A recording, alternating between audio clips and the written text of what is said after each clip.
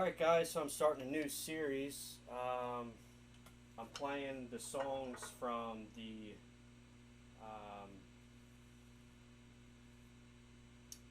live in Dumfries at the Rugman's Youth Club on November 16th, 1969 show. This is another album from this is another bootleg, official release bootleg album that came out, I believe, in 2020. There's two of these that came out, and I can't figure out if they're two different shows on the same day or if it's the same show and they just put a different cover on it. But this particular one is Black Sabbath live in Dumfries, 1969, at the Rugman's Youth Club on November 16th. And the name of this album is called Black Sabbath Early Rituals, Rugman's Youth Club, Dumfries, 1969. And on the front cover, it's kind of hard to get the lighting really good, but it's like a psychedelic purplish blue cover or color on the cover. And as you can see, the front cover is a more recent photo of the Maple Durham watermill house, 15th century watermill house in Oxford, which is about 80 minutes or a little outside of London. And there's some cool pictures on the back.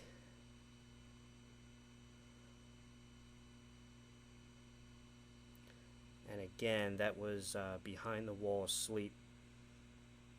This is Black Sabbath Early Rituals. This is one of the first recordings ever recorded that's now released on tape. And there's another cool psychedelic picture of Maple Durham's 15th century watermill house. It's in like looks like an acid trip. It's like a purplish blue. And again, that's the location of where the debut album cover was taken. Here is some rare pictures. Black Sabbath in the 70s.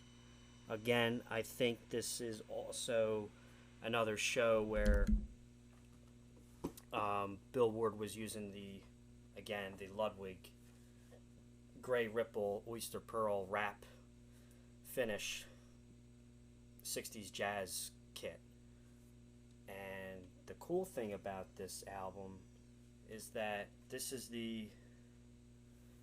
album was recorded I think, according to the notes, on the day or within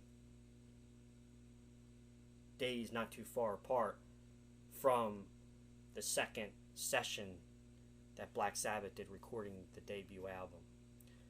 And how I know from doing my research is that the concert says that it was recorded on November 16th, 1969. There's another cool picture. And if you look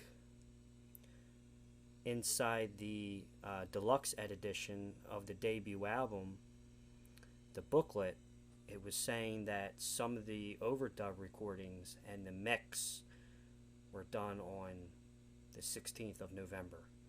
So it could have been done on the same day as this show, which is pretty cool. There, you can see it better now without the artwork in the case. There's no glare. That's an awesome picture. Not just because of the picture, but the colors they use.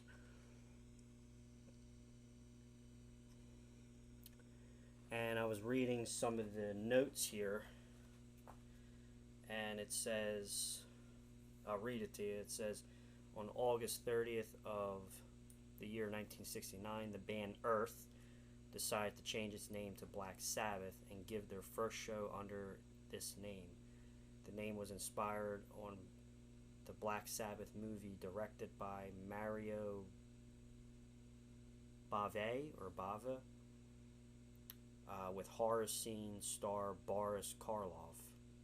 The idea was to scare people through music like horror movies did. That was the idea Black Sabbath was going for. That's why their music's so dark and scary. They wanted, if they could get people to go in a movie theater to see a horror movie, they said, let's do a rock band and make scary music. So that was the concept of Black Sabbath. The idea was to scare people through music like horror movies did. This album that is in my hands, oh my God, Beware, is now of the very first live performance called on tape, if not the very first. And this is where it gets interesting. Not yet, but hold on. So it says, through the recording is evident the very first steps to their long and prolific career, strong blues and jazz influences through a very heavy distorted guitar and pounding beats, showing a completely new way of playing rock, paving the way to heavy metal music as we know of today. Black Sabbath say goodbye now after almost half a decade of career. This is a tribute to the greatest Sabbath forever Sabbath. This is the cool part. Sabbath's equipment set up that night at the Rugman Youth Club was as follows. Ozzy sang through a Vox 100-watt PA amplifier. Vox amps, if you don't know, very famous by the Beatles and Brian May of Queen, and The Who. Pete Townsend used Vox amps, especially the Beatles.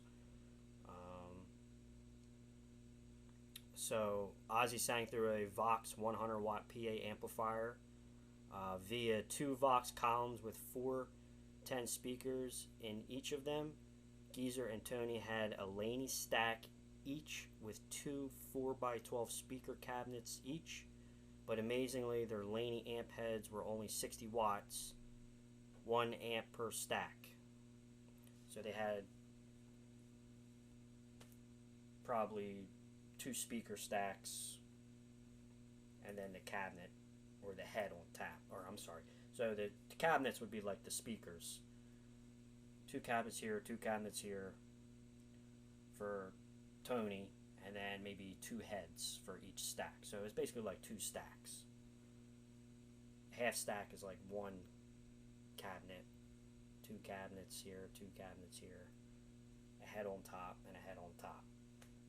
Geezer had the same, just about the same kind of setup, obviously for bass. And then here's where the cool thing is, and they should put Ludwig here, but it says Bill's kit consisted of a 1 bass drum, 1 hanging tom, 1 floor tom, 1 snare, and a hi-hat. And he also had a cymbal, but they didn't put it in there. But that was basically the Ludwig kit that we've talked about in other videos.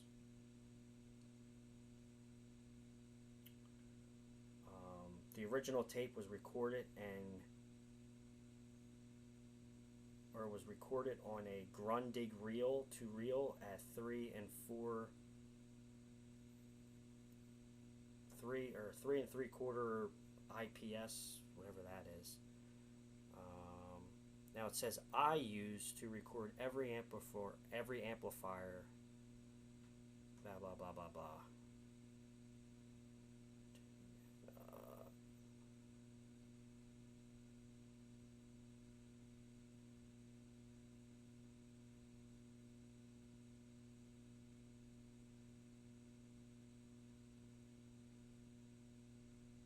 The rest is not really that interesting, but so there it is. Behind the Wall of Sleep, Black Sabbath early rituals. And again, I'm using the Boss GE7 equalizer and the Boss BD2 blues driver to create that distorted, clubby bar sound, that ambience effect at these small venues that these guys used to play at. And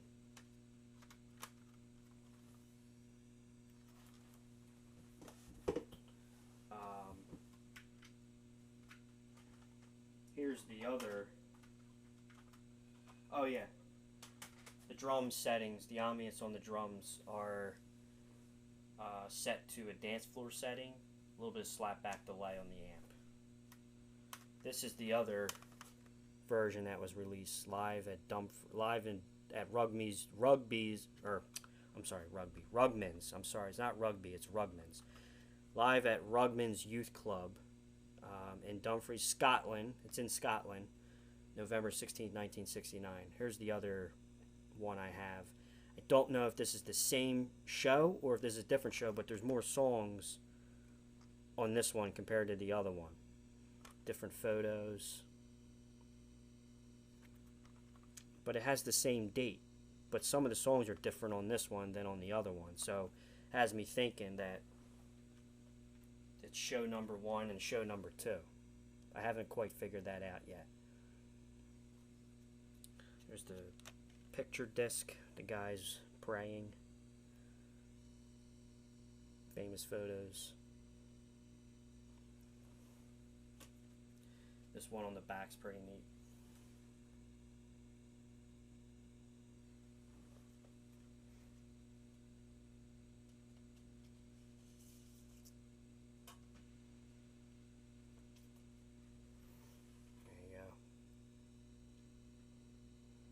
And these are new releases. These just came out, I believe, in 2020. They're officially out to buy.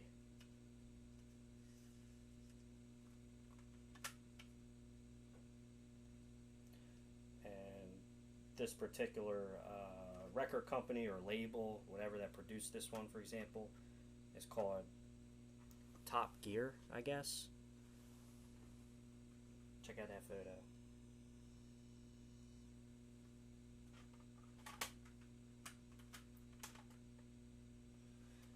And this label company for this one,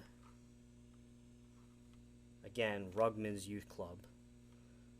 This label company is called Witch House, and it has the little black angel right down there. There's the set list. Great pictures on the back, too.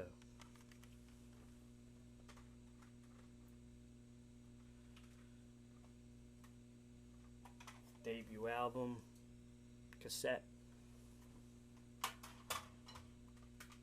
CD.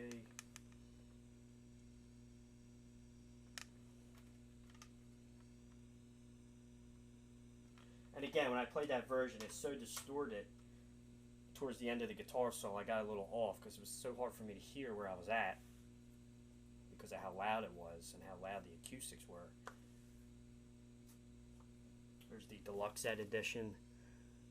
There's the Maple Durham 15th century Water Mill House with Louisa Livingstone on the front. And the booklet inside of this one says that some of the overdubbing and recording was on November 16th, 1969 in its studio. So, was this show recorded the same day as the second session on this? Because this album was originally recorded on I believe, October 16th, 1969. But they went back in the studio a month later to do some overdubbing, I believe, and they overdubbed the vocals, some guitar parts, and some mixing. So did they go in the studio, record it, and then they... I don't know how they would have done that, though, because the show is in Scotland and they recorded as a Regent Sound in London. How's that done in one day? I don't know.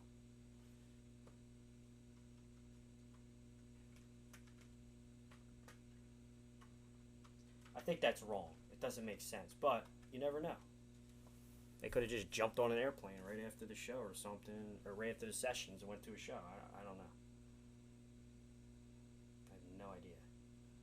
But I think those dates are incorrect in the album cover, the deluxe edition, but you never know.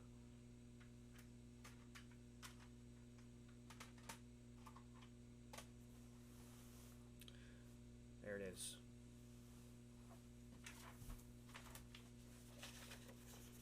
Bassdrum logo.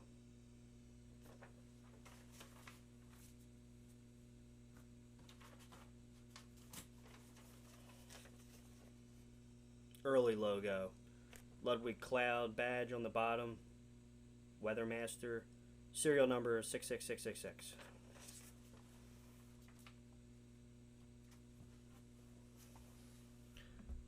And here are the pedals used. Blues driver and the equalizer. That's how I got the sound. Another video for you guys. Thank you very much. Keep rocking out.